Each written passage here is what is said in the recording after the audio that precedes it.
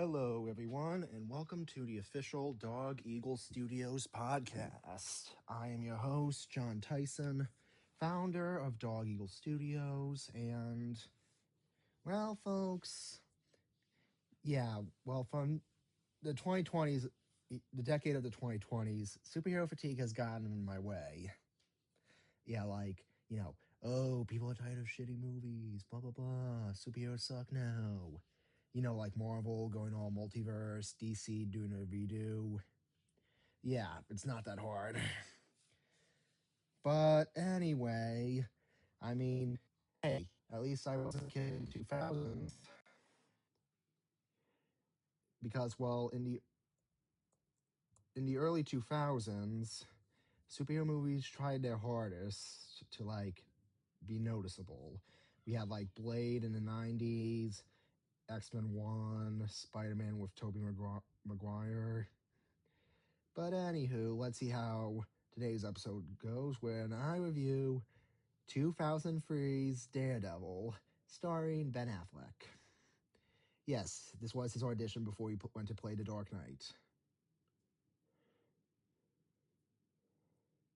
This movie came out during a very specific moment in comic book movie history, post-Blade, X-Men, Spider-Man, but before Marvel Studios and before the MCU, and before series really figure out how to balance comic accuracy as also with grounded storytelling.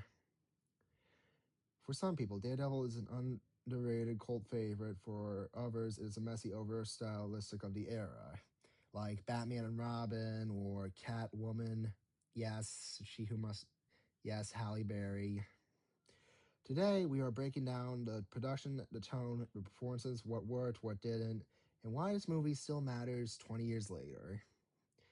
And yes, the Minazan scene was terrible because, costume design was terrible, but some effects were working, in one scene, Ben Affleck can see people via rain since, Daredevil's a blind vigilante. So anywho, let's get reviewing. To understand Daredevil, you have to understand when it came out. By 2003, superhero movies were still experimenting. Blade provided darker comic book movies can work. X-Men grounded superheroes in realism. Spider-Man learned into scenery and spectacle. But studios were still terrified of comic book weirdness. Wow, that's a shitty term to say. So Daredevil, where does it end up? Daredevil ends up with comic noir, music video aesthetics, early 2000s edginess. This was also the era of soundtracks, leather costumes, Catholic guilt as shorthand for depth. Yeah, thank goodness the Netflix series did justice. And Daredevil leans hard into all of it. The film was directed by Mark Steven Johnson, who also wrote the script. He is a lifelong Daredevil fan and that passion shows, but passion doesn't always translate into clarity. The studio was meant to be in hard R.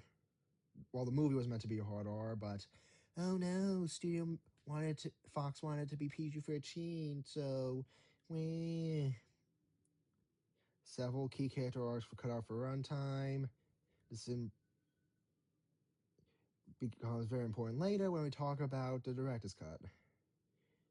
Ben Affleck was cast as the height of his early 2000s fame, from Worst Actor in Armageddon, Pearl Harbor, and Changing Lanes. He was also famously a huge Daredevil fan growing up. Story overview.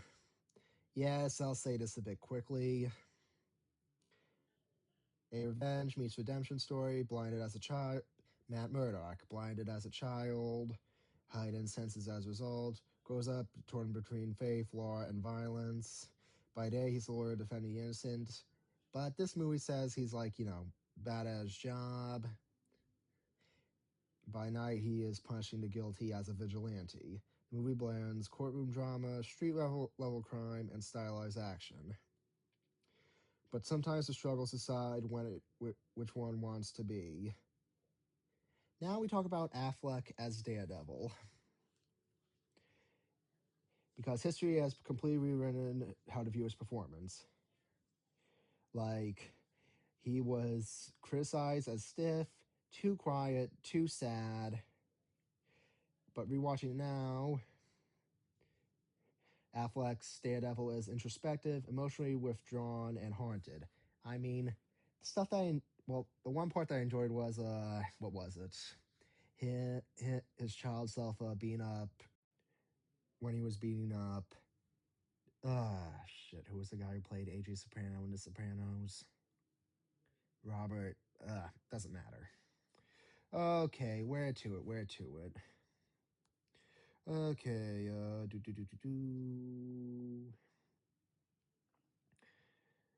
which actually the character fits extremely well. Where the performance struggles isn't Affleck the dialogue, it's the dialogue and editing around him, which won him Worst Actor for Daredevil and some other films. He often reacted to scenes rather than driving them, which makes it passive and feel. Now we go to the Elektra casting with Jennifer Gardner. Jennifer Garner's Elektra is one of the debated parts of this movie. Physical commitment, strong screen presence, and emotional scenery. On the other, with character shifts, romance feels rushed. Their relationship isn't meant to be tragic, doomed, but we don't quite spend enough time letting it breathe, which is the casualties of the film's runtime. Or to take off from Deadpool and Wolverine, Daredevil was killed off by Cassandra Nova, and the A universe doesn't exist. Like, the universe was. Universe.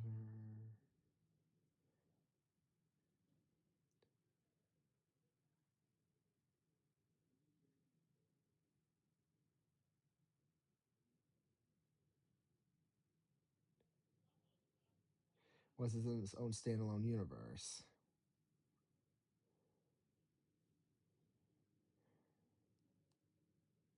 which was the film takes place in Earth 701-1306.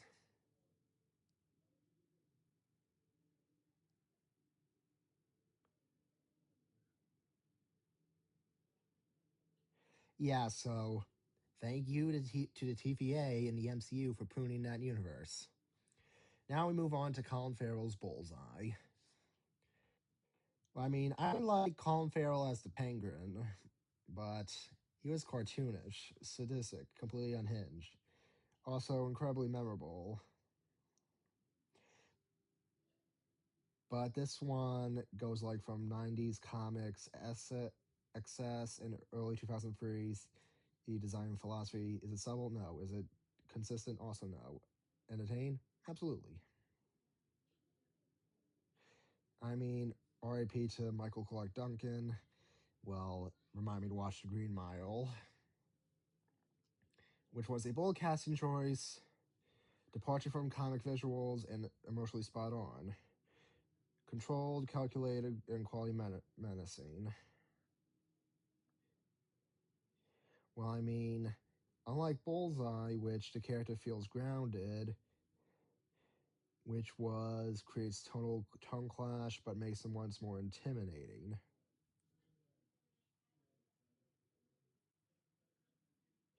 I mean, the visual style, music, and tone, I would say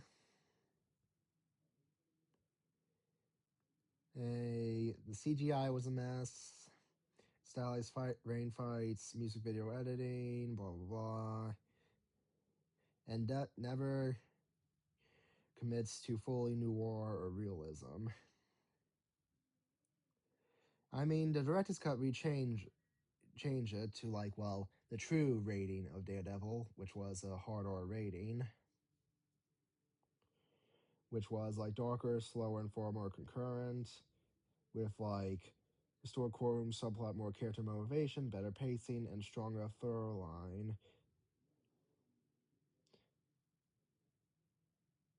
Yeah, well, the legacy and final thoughts.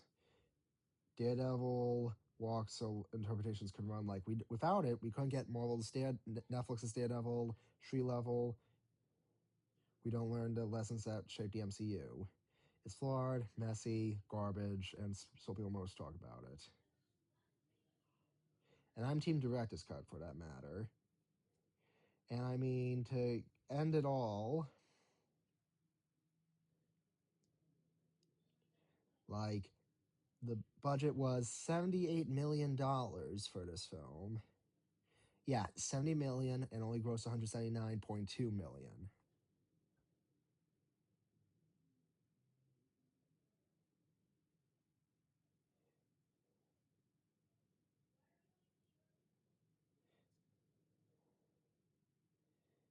And like the only thing I enjoyed with like the bullseye concept was he killed a fly with a syringe needle. Gross. Well, I mean, Daredevil had its best. A part of the Fox cinematic universe of Marvel characters. I mean, hey, it had a good legacy and so forth, so be it. Well, I mean, hey, as long. Okay, but to top it off, the key elements I would say that Daredevil tried to do was start a cinematic universe or maybe a franchise. But maybe all that matters is it was terrible. So, okay, how much is the runtime?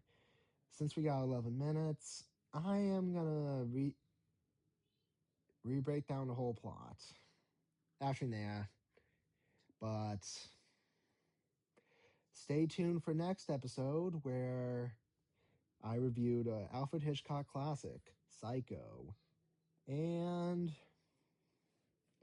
maybe get into television reviewing starting next year.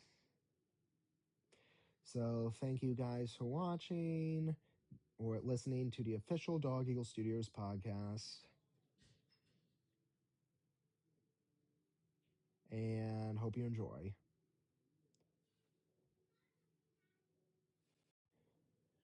Failure.